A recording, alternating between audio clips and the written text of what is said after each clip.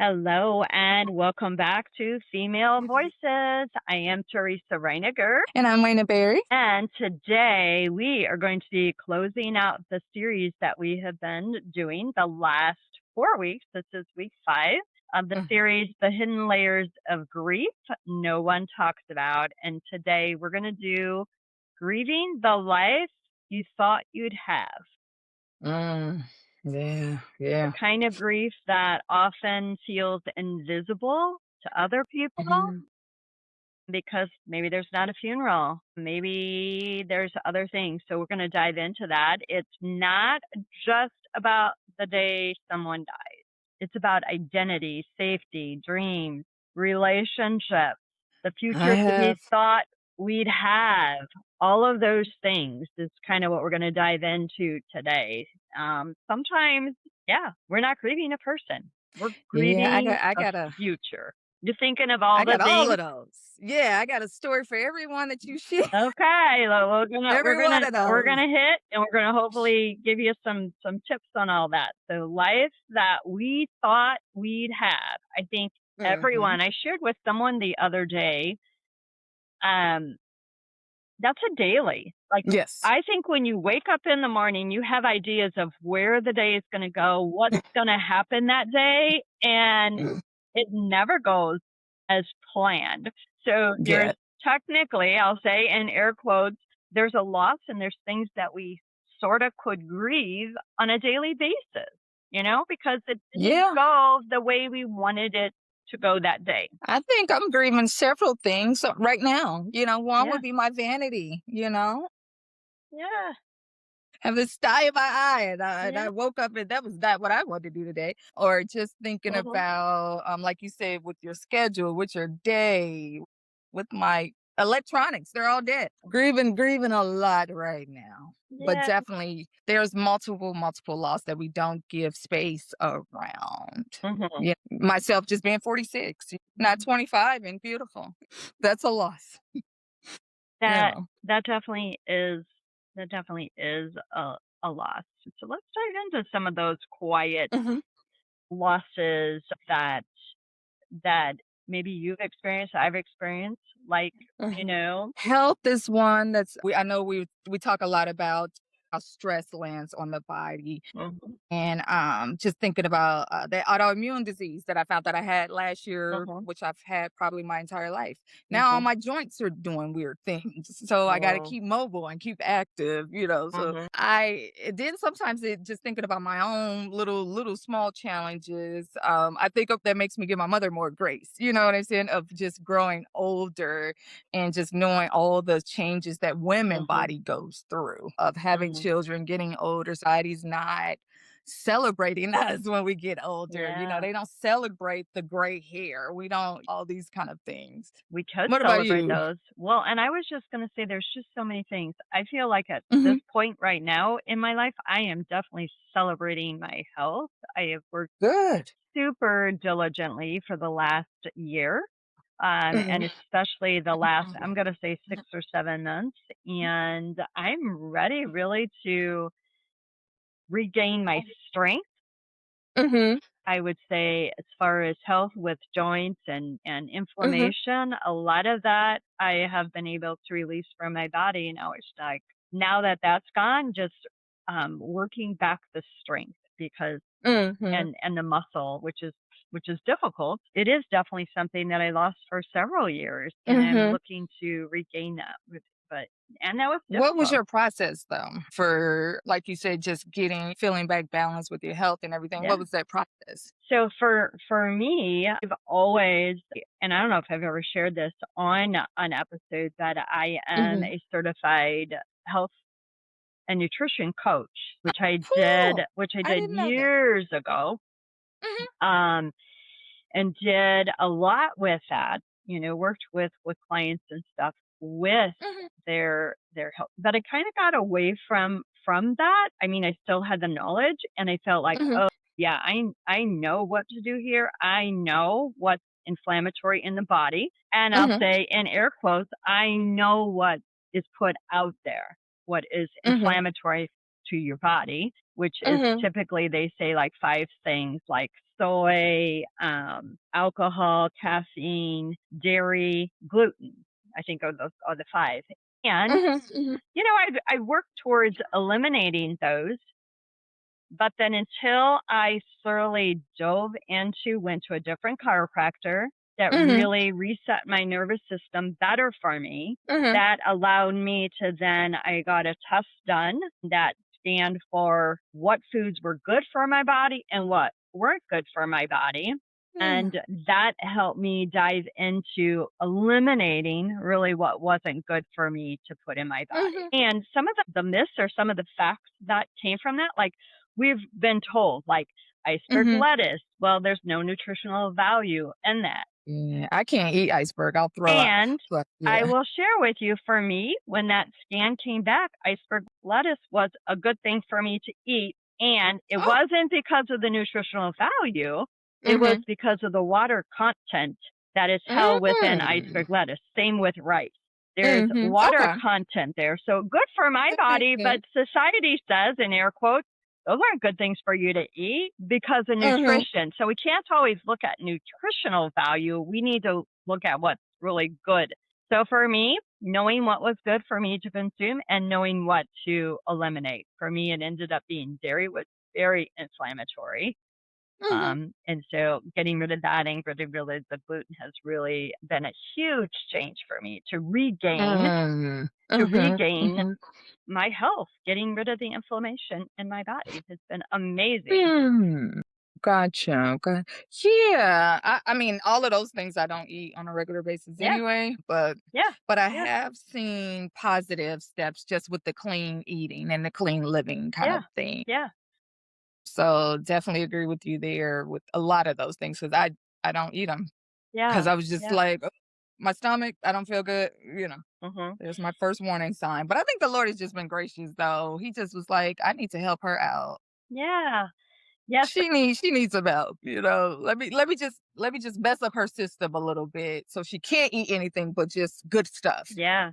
Yeah. Yes. Vegetables and the keto diet is really where I'm at. Just Yeah. vegetables and meat. Yeah. Yes. So what other let's talk about some other kinda because our topic in health is a big one for people. Mhm, mhm. That grieving something, that we thought we would have. Let's see. So Health. sometimes it's even like people want to they grieve like maybe never having children or thought they'd have children Mm. before this time or thought they'd be married, thought they'd be have a different Yeah. career and Yeah. financially maybe in a Yeah. better space. Those are all I things could that speak people to can grieve.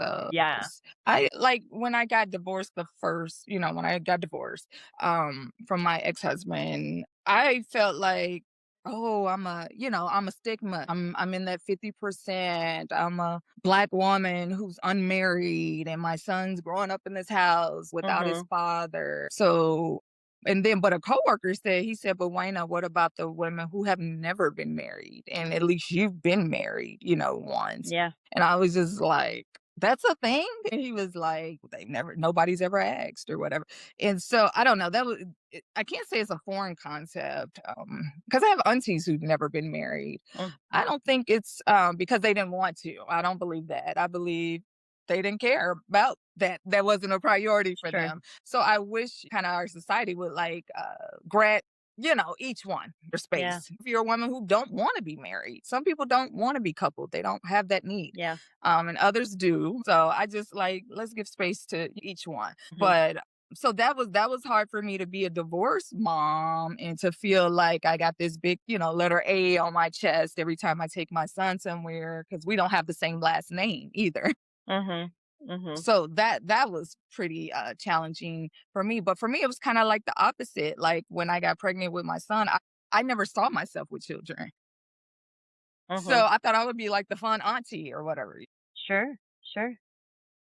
But when I got pregnant, I was like, oh, I need to be responsible. That's how I thought. I was very black and white thinking. But for me, there was a loss in that because I had ideals about when I wanted to bring a child into this world, Sure. which was after college, after we get landed, not buy a home, but at least be stable where he Mhm. has his actual own room to come home to and not all of us sharing the same room. So Mhm. that was a loss for me.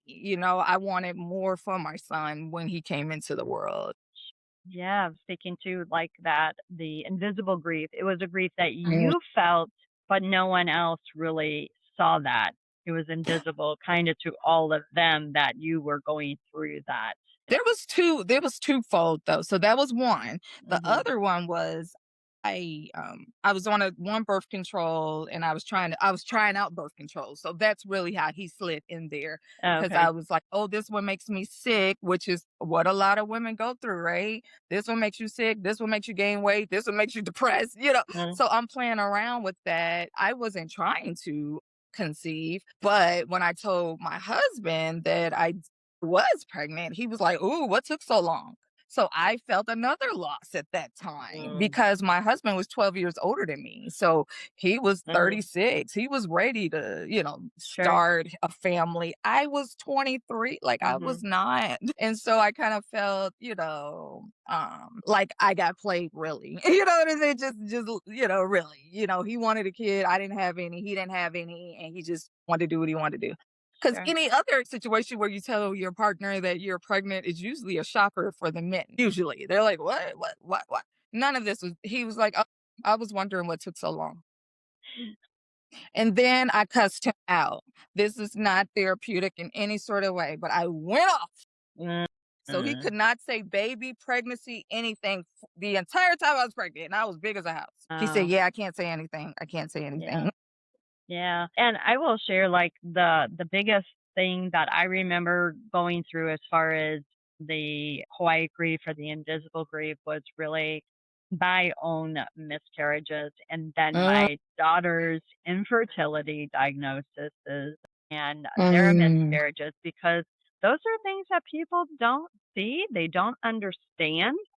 And mhm, for them, it was that always wanting to be mothers and having such difficulty. I can vividly remember with my daughters struggling a lot mhm, with that, month to month, not mm, having those positive pregnancy results, and then when they did, and experiencing those losses. But those are a lot of what's coming to mind for me for those invisible, silent losses. But like we said, we experience stuff. I believe we experience stuff on a daily basis. But, yeah, so yeah, yeah. and of I course mean, for me, infertility is hard. yeah, Yeah. My yeah, girlfriend went through that. She went through that as well. And I went through it with myself when me and my second husband got married. Nothing was happening for a year. I took all the stuff and they were yeah. like, Yeah, don't so that's a rough it's one. hard. It's a rough Yeah, one. invisible though. Let's see, invisible, other invisible things. I think there's another invisible layer of even when your children go to school, when they all start school and nobody's at home with you anymore, and you Mhm, don't have that little person, to mhm, worry about. It's kind mhm, of like, especially for stay-at-home moms and things like that, where you kind of built your life around them for those first 3 4 years. mhm. There's not a lot of grace giving, Right. when those what is it?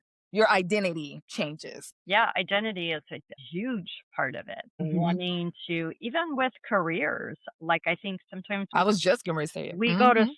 people go to school to have a certain career, and then that never happens. I mean, we know there are I don't even know what the percentage is, but I would imagine it's Hi. more It's than very half for sure yeah. that have went to college envisioning this career path that never comes to be, and then Mhm. really there's an identity and grief shift with that for people that no one else knows about or sees. Yeah, and I think with the school, we all been kind of sold that bill of goods. I know for my generation especially, Mhm, you if you get education, that's gonna guarantee that you're gonna make a livable wage and all these things. And it doesn't happen. It's not a given. It's there's so that every time you get close enough, mhm, I know for myself anyway, it's a minority. Sometimes you like, okay, I did all the things, and then they keep changing the goal. mhm. So I Yeah. finally got to the end, and now here's another obstacle as to, why I can't, like, for Mhm. myself. I got a master's degree. I got it in 1 year. I doubled up all my classes while working 7 to 7, while having my 5-year-old with me, Mhm. the whole time, and could not find a job for a year. And I applied every single day Mhm. Yeah. for a year. And it was just like, this cannot be my life, you know? Yeah. Yeah. I think sometimes too when we enter into those sort of things and we're like, well, like who am I? Like you alluded to, like who am I? That identity. That's a really a painful question. Like who am I? And I think that what I would just like to share is it's really the beginning of rebuilding your life. When you get to the point like, who am I? And start digging into that, that Mhm. very much can be the beginning of something new because we're taking out time to really, besides this title or this job that I thought I would have, like, really, who am I? And so it's a rebuild, in my opinion. That is an opportunity and Mm. awareness to help rebuild really deep down who are you? Yeah, I don't know if I had that sort of epiphany during that season. Mhm. For me, I'm a mama bear. So Mhm. I got Gabe. I'm like, long as Gabe is healthy, he got everything he need. I will figure out the rest. Mhm. So that was always I've always had kind of a blind faith, like something has to be better than this. Mhm. So I'm gonna keep moving, keep talking, uh, being more transparent. I was on my mental health journey, or during that season too, because I got divorced. So I wanted to make sure Gabe had somebody to talk to about what Sure. we're dealing with and all these things. But there was multiple losses. So I finished college. I'm not able to find a job. I'm like, man, I got to figure this out. And Mhm. then I'm like, okay, I'm separated from my husband. So now Mhm. again, gotta, who am I? Who's my ally? Who has my back? I'm a single parent now. Okay, dang it. Now I gotta develop another skill set of, I need to keep, extra money because Mhm. things could happen. And so it was very much, and I know a lot of women have been through these seasons, and a lot of the women we probably know have had multiple children that they are taking with them through these seasons. Sure. So that's why, Teresa, I just love so much that we have this podcast for women, because it's so many complexity. We're such complex people and we do amazing things. Mhm. Mhm. But it was the Lord, Jesus, it was the Lord. Well, I think another thing that happens with that, Mhm. especially when we're dealing with the invisible grief and no one's seeing that, is now Mhm. that comparison grief shows up where we see Mm. others and we're not where we want to be. And now we're comparing, children, I can see careers, that. stability, like whatever that is. Now we're doing this comparison thing, which I Mm. will say, I always encourage people when I coach with people, like, Mhm. you are very unique. Your situation is very unique, and we need to make sure that we're focusing on not comparing. Would you agree with that? Mm. I mean, do you feel like I you? do. I have a friend, my friend Shannon's like that. Lord bless her. She's the sweetest person I know.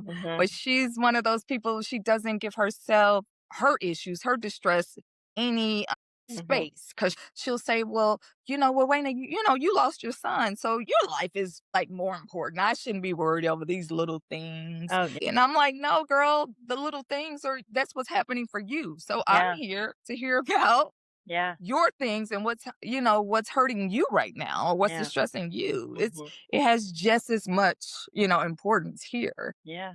And so I've seen comparison kind of going that way. And then another way would be, in my family, I'm the first one to graduate college, first one to graduate masters, all these things. And I think people in my family assumed it was easy to do Mhm. Mhm. because they weren't there day in and day out, Sure. to Sure. see it. Sure. And then when they did it themselves, even though the cards weren't stacked as high as mine's was, they couldn't handle it because it's not an easy thing to do. But Yeah. I think they thought, she got, I could, it's easy. Like, none of this is easy. No. So when you're going through that identity thing, too, Mhm. like who am I or that comparison, how did you Mhm. handle, like, with divorce? How did you handle, like, okay, who am I? Maybe now that I'm not a wife, was there anything connected there? How was that? I mean, I I know you've had multiple things, but what about that yeah. when if you can remember back to that? Well, I'll just say I'm a unicorn a little bit because I was never one of those girls that was like, "Oh, I can't wait to be a wife and mother." I was Okay, never like that. So the fairy tale did not live okay. there. My mother had been married, gosh, 3 times maybe by that time, 3 or 4 Mhm, times. mhm. So I didn't have necessarily identity around that, but Okay, I did feel a little guilt because all I heard was that I was breaking up the family from everybody. okay, okay. So it was challenging, I'll say that, to like you said, rebuild this new identity Mhm, of, I am my own person, I'm my own whatever, out mhm, away found I don't mhm, have to do what everybody else is doing. But my mhm. grandmother did that. So I guess that's why I don't have a lot of the identity issues around being divorced or single mom Mhm, because that's all I saw growing up. So mhm. that part wasn't really taboo for me. The biggest identity, I don't even know if I can call it identity. I think just the biggest issue for me around that time was just, worried about my children, like all Sure, mothers would be. sure. So the identity shift that you're saying is probably happening more now with Joshi passing away than Oh, it did during that season. okay.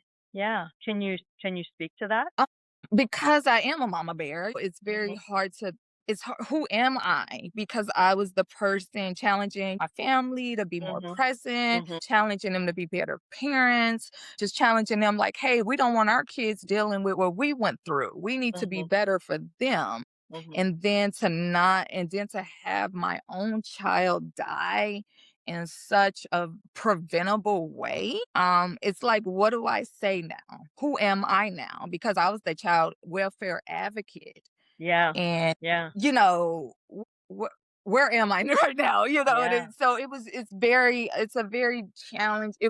very challenging when Joshua died to even explain to my family why I'm choosing to figure things out with my husband, Mm, with him being negligent. It was very much me wrestling with my own self mhm, too.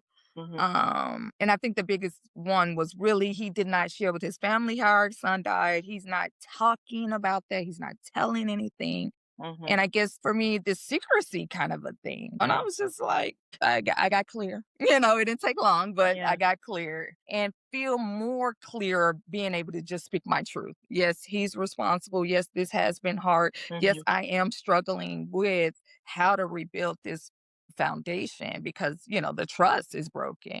Okay. Okay. So just Yeah. a little bit that came to mind there is just really that identity piece. And just remembering, like I said before, about that rebuild is Mhm. super important to kind of look at it that way instead of moving on. Look at it as more of a rebuild, especially when you're in Mhm. those invisible, what we're talking about, the invisible griefs. And you never erase from your mind the dream Mhm. that you thought would be. But it is Yeah, important to definitely. really integrate that and make sure that there's an awareness there because that part of that dream still lives within you. And what Yeah, that's values were underneath all of that that brought Mhm. that dream to you, they're still there. Yeah, What integrate. yeah, and what you really longed for with what that was, I think is important to be aware of those things. So that that rebuild in you, who you are, can come from that. Does that make sense? Yeah, I think it has, and I'm sure you has too, even the short time that we've known each other, that there is more confidence in just sharing those Mhm, all of those griefs of, I thought my life would look completely mhm, different. And And also, like you said, with the career, is Mhm. I'm grieving a child, grieving a career, trying to build a career, trying to build up a relationship, Mhm. trying to build, all Yeah. these different things. And I think what may be overwhelming for other people is my directness about, like, this is where it hurts, kind of a thing, and trying to figure out, I'm still on that road of trying to figure out how the Lord would use those values, those Mhm. skill sets to pour into other people, other little children, other moms. Yeah. But what I'm learning is that just speaking the truth and just seeing where things have hurt and where I've gained clarity has helped other women kind of speak what's going on with them. So I've been getting a lot of people reaching out just about marriage and family and Mhm. relationships because they like, you are giving voice to things that are hurting me. And they were like, I really, really appreciate that. And I really, really thank you for your transparency. Yeah. I love that. I take that as definitely, loss definitely was part of that. Grief, Mhm, the invisible part mhm. that, was there, but the rebuild of that, reconstructing what that looks like. And for you, it's probably changing all the time. Like, what does that look like on a daily basis? But allowing for those new possibilities, I think, and Definitely. redefining many times probably what that fulfillment is and how it's Hmm. changing, Hmm. and just grieving without rushing either. That That's probably the clarity. biggest Yeah. thing because I am a busybody. That Mhm. is, so I had to like, no, no, we don't have to Yeah. figure it out right now. Yeah. No, that doesn't have to get done right now. Yeah. No, that can wait. Yeah. Yeah. Sit with Life. your, Yeah. be with yourself. Just Life. be with yourself. Yeah. Life doesn't always look like how we planned, in air quotes, what we thought. What kind of life can still feel meaningful for us? Really? Yeah. So Yeah. that's the journey. Yeah. That really is the journey right there. Mhm. I sit with a lot of women who have been in similar shoes that I'm in, and and support and just, finding some clarity. What can I do to take care of myself right now? For myself, it was a lot I process when I talk. So it's a lot of me doing talk therapy where I'm walking and talking, just getting it out and finding patterns, finding clarity.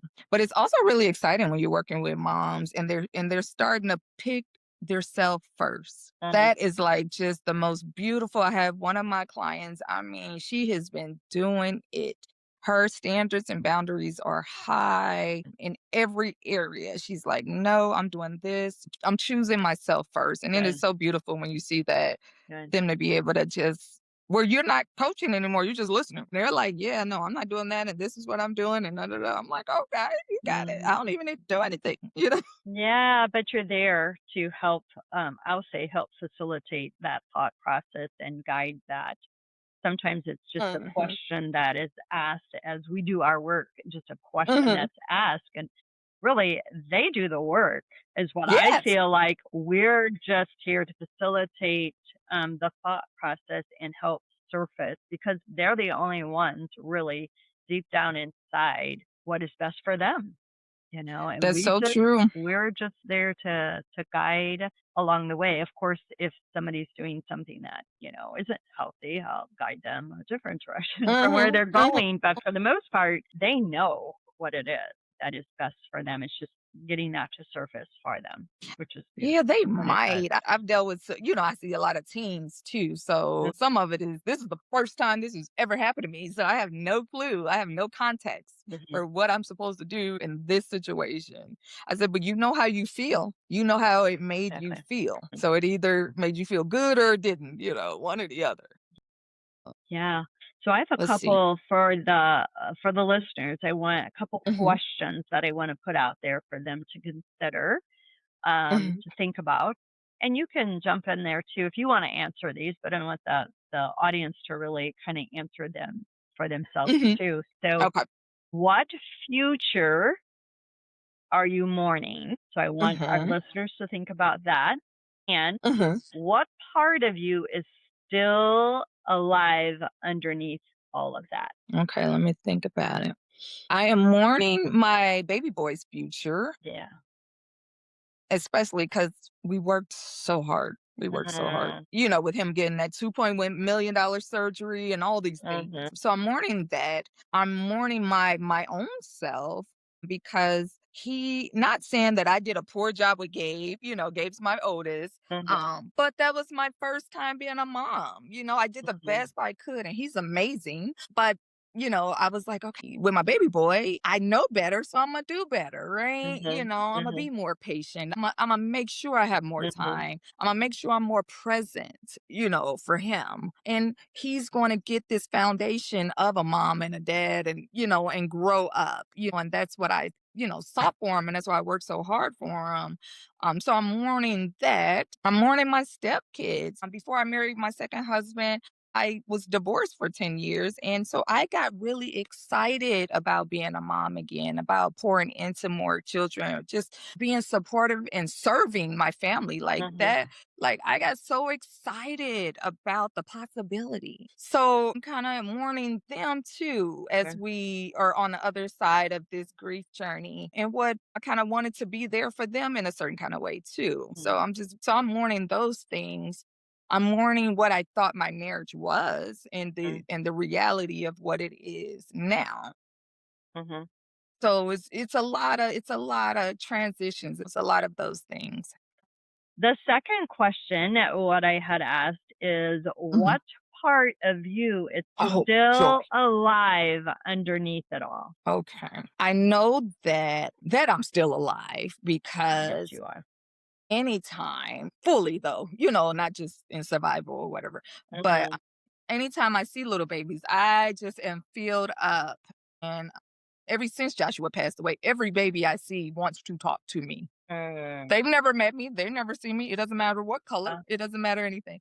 So that lights me up. I can still get excited and happy for others. You know what I'm saying? Like Mhm. one of my cousins, okay, I feel like I coached her. I told her and her girlfriend or her fiance that I was going to take the credit. So when they hear this, they know. But they went through some transitions before and then now they're engaged and they're like in love and they're so in Oh. love, like that new love. It's so Mhm. stinking cute. And I was like, and I'm going to take all the credit for it because I coached my cousin on how to do this. Mm. Right. Nice. But I can still get happy for other people. I can still get happy when I see other things. Even though I still sad about my son not being here. That hasn't left. Sure. But I can still find joy in other things. I mean, I get excited. He got a new job. He's working at the health clinic. I was like, good. So Yeah, there's still moments where I can still participate in life fully. that's awesome. Even just talking to my poppy. Me and him talk weekly. He's my girlfriend. That's awesome. Yeah. But I mean, just getting fellowship and being seen and supported, even though I feel like I'm needy because I am grieving, but even when it happens, it's beautiful. It's Mhm. beautiful.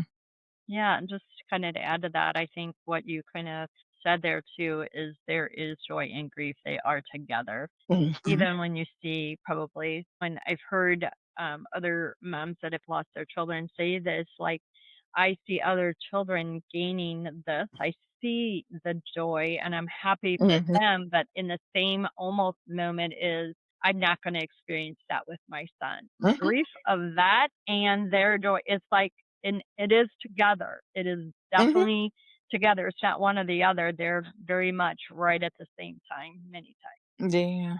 And it Yeah. can take off at any time too, Yeah. and the slightest shift in the temperature could bring grief. Sure. But it doesn't mean that I want to say this to any moms who are grieving. And Lord, I hope you are not anywhere near in the situation that I was in when I lost my child. But I just want them to know that you never get over your Right. child. There's nothing wrong with you for still grieving that child. There's nothing wrong for you to still be upset about the circumstances that led to them Mhm. passing. And I think other people misjudge that sadness or anger about the situation as if you're not healed from Mhm. grief. And it's like there's no such thing. Yeah. So as we kind of conclude or wind down this episode, I just want to make sure that we say to you, if you are listening, that you're allowed to grieve what never came to be, like the marriage, the child, the career, the life. chapter mm, you mm, imagine. The mm, grief is real with that, and mhm, just be okay with that. We want to acknowledge you for just the awareness that there is grief with that. And mm, you were still allowed to dream for other things. Not the same mm. dream, but a different dream for sure. Yeah. Yeah, it's kind of hard to see it, when it's so new and fresh. It's hard to Mhm. see it. Yeah. But I am a believer. Yeah. So I'm like, clarity's coming, new dreams Yeah. are coming. And the loss of a dream is valid, even when others don't recognize that there's grief and loss in there, and identity grief, like we talked about earlier. They're Mhm, real, mhm. and they can be deeply felt, and they disrupt your life when that Yeah, identity is there. All of those things. The comparison, we talked about that. That comparison, that pain is a normal part of the experience of life. It's just yeah. part of it, and just acknowledging all that. Yeah, and I need for us as ladies just to be honest with ourselves first, because I spend a Mhm. lot of time with a lot of women that look like me that do not want to say that something hurt them or broke their Mhm. heart, or Mhm. I'm strong. Nobody's gonna break me, and I have to remind them that the vulnerability is the strength. Yeah. Yeah. So you Yes. can hold it in and have your physical health, if we talked about, decrease times 1,000, or you can tell everybody what's going on with you so we Yeah. can learn how to support you better. Yeah. We're definitely here to support. So this being the last of our 5 episodes that were part of our series, if any of these series part of this series resonated with you, please, please, please share it with someone who might need to feel less alone. We're here to Mhm. support. So true. Grief does change us, but it does Mm, not erase us. We're still mm, here. Our mm, identity is here. And we're just really honored all the time to sit in a conversation, with you. So, really, mhm. until next time, final words. Follow us on Facebook, inbox us on Facebook. Even if you don't agree or do agree, we want to hear feedback either way. We want to know how it's landed on you. And just know that many of the losses that you're dealing with, either both of us have experienced it or one of us sure has experienced Hmm. it. Yeah. But even if it's not our lived experience, it could be our work, and we've worked with other people with similar experiences. So just know that you're always in good company, and we are going to do the very best to take care of you when you're with us. All right. Till next time, take care.